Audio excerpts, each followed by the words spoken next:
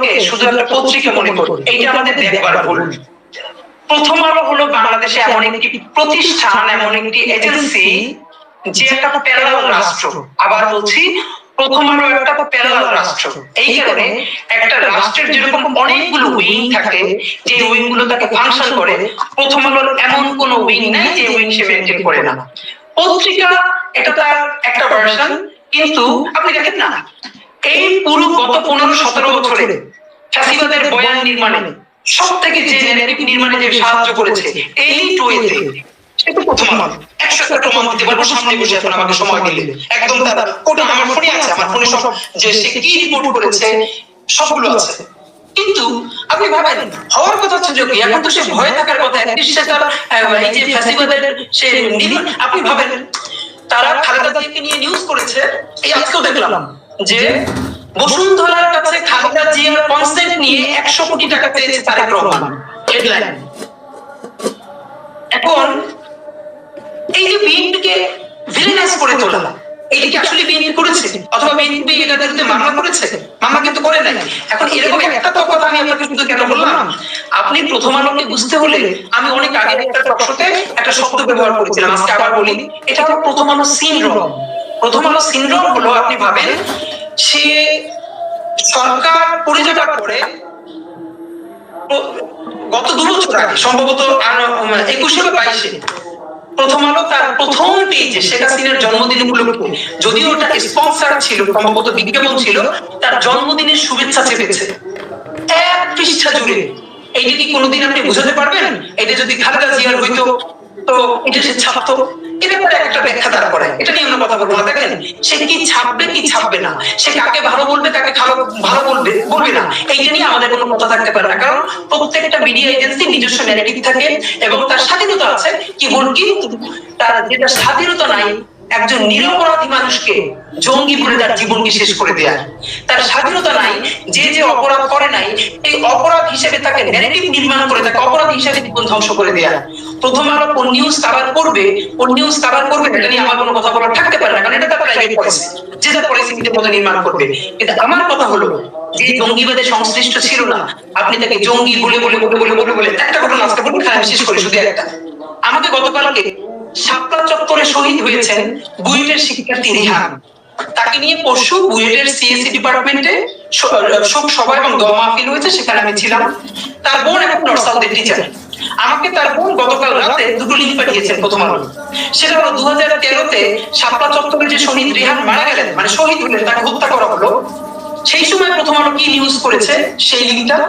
আর গতকালকে তার মা এবং তার বোন ইন্টারন্যাশনাল যে নতুন ট্রাইব্যুনাল গঠিত হয়েছে এই করার জন্য, সেখানে তারা নারীকে নিয়ে গেছে এইটার বিচারের জন্য, সেইটিও তারা নিউজ করেছে।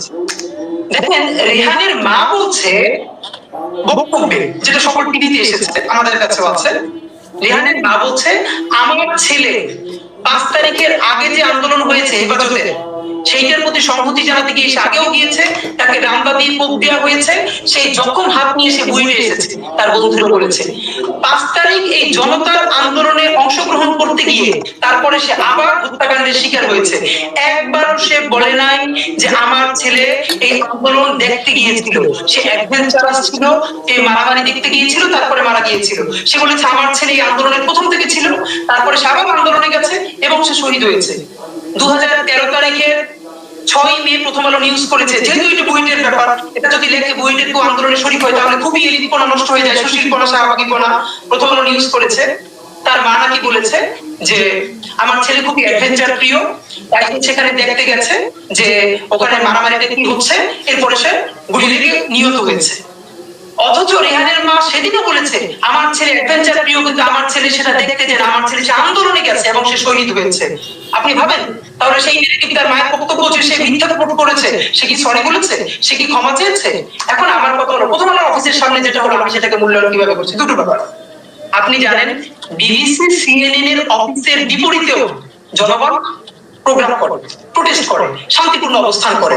তাহলে এখানে যেটা হতে পারে, যারা প্রথম আলোর ন্যারেটিভের কারণে নিজেদের জীবন বরবাদ হয়ে গেছে, তাদের অধিকার আছে প্রথম আলোর অফিসের সামনে হোক, শাহবাগে হোক, প্রেস ক্লাবে হোক, সেই কথাটা জানানো অবশ্যই শান্তিপূর্ণ উপায়ে। তবে কোনোভাবে তাদের অধিকার নাই, যেহেতু প্রথম আলো হোক, ডেইলি স্টার হোক, এটা একটা প্রাইভেট প্রপার্টি, প্রাইভেট প্রপার্টির মধ্যে হামলা করার কোনো অধিকার নাই। কিন্তু তারা সরকারি জায়গায় দাঁড়িয়ে যদি প্রোটেস্ট করেন, আমি মনে করি এটা তো ঠিক আছে, করতে পারেন। তার এখানে প্রশ্ন দুটো, গতকালকে যারা প্রথম আলোর বিরুদ্ধে প্রোটেস্ট করতে গেছেন, তারা কি প্রথম আলোর অফিসের মধ্যে হামলা করেছেন? Number one. তারা তাদের প্রাইভেট প্রপার্টিতে হামলা করেছেন? দুই। যদি তারা প্রাইভেট প্রপার্টিতে হামলা না করেন, ভিতরে কাউকে আহত না করেন, তাহলে শান্তিপূর্ণ অবস্থান যদি নেন, তাহলে এটুকু তো আমরা টলারেট করবোই এবং করা উচিত। সংবাদ এখানে ছিলেন, তাহলে প্রশ্ন হলো এমন কি ঘটলো সন্ধ্যার পর সেখানে পুলিশ ফায়ার ওপেন করতে হলো? আপনারা জানেন সচিবালয় ভেঙে সচিবালয়ের মধ্যে মানুষ চলে যাচ্ছে, সেখানে পুলিশ ফায়ার ওপেন করছে না। যমুনায় যেখানে ডক্টর ইউনূস থাকেন, সেখানে আন্দোলন করে পারলে যমুনায় চলে যাচ্ছে, সেখানে টিএসএল নিক্ষেপ করা হচ্ছে না। প্রথম আলোর অফিসের সামনে যদি তারা ভিতরে, আমি আবারও বলছি, যদি তারা কারো আক্রমণ করে থাকে, পার্সোনাল প্রপার্টিতে হামলা করে থাকে, এটা নিন্দনীয়, তাকে গ্রেফতার করতে হবে। কিন্তু যদি সেটা তারা না করে থাকে, কি কারণে করেছে পুলিশ? কোনটা কোনটা? হ্যাঁ, এবার আমার কথা হলো দুটো কারণ হতে পারে, এটা আমি দুভাবে দেখতে চাই। একটা হলো সরকার চাপে পড়েছে যে মিডিয়ার সামনে এরকম কেন হচ্ছে। নাম্বার দুই, আমি বরং এভাবেও দেখতে চাই এই উস্কানির মধ্যে প্রথম আলো নিজেই অংশগ্রহণ করতে পারে। কারণ গতকালকে হামলা করলে পরে এরপরে সারা দেশে প্রথম আলোর বিরুদ্ধে আরো একটা আন্দোলন তৈরি হবে এবং সেই একটা মত তৈরি হবে। মত তৈরি হবার পরে ইচ্ছায় হোক অনিচ্ছায় হোক, প্রথম আলোর অফিস যদি কোনোভাবে ক্ষতিগ্রস্ত হয়, প্রথম আলোর জন্য সহজ হবে এই ন্যারেটিভ নির্মাণ করা যে এই মৌলবাদী, উগ্রবাদী, জঙ্গি গোষ্ঠী প্রথম আলোর অফিসে হামলা করেছে এবং দেখেন মিডিয়ার কোনো স্বাধীনতা নাই। তো বাংলাদেশের মুশকিল হলো, এই জন্য আমরা দুটো কথা বলতে চাই।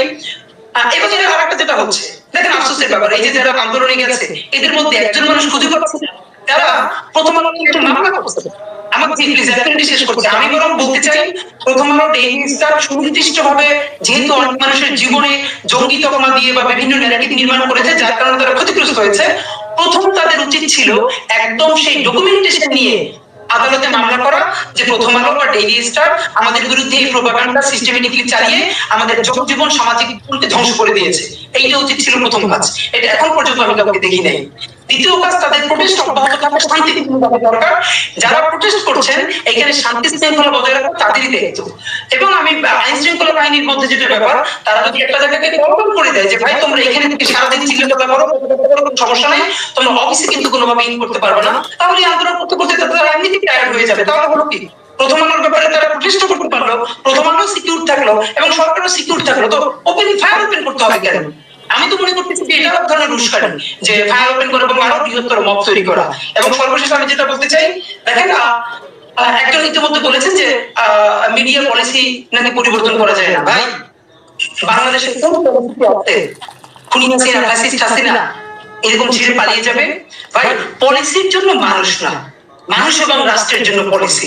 সুতরাং যে পলিসি মানুষকে হত্যা করার নেগেটিভ নির্মাণে সহায়তা করে, সেই পলিসি বদলে দেওয়াই হলো নতুন বাংলাদেশের, ইনসাফের বাংলাদেশের জনগণের অভিপ্রায়। সেটি তো করতে না পারলে জনপ্রতিরোধের শিকার হবে যারা নিজেদের। এবং আমি আবার বলি, কেউ যদি ইচ্ছে করে অনিচ্ছে করে এই কাজ করে, সে জনতার কাছে ক্ষমা দেবে, তাহলে তো হয়ে যায়। ধন্যবাদ।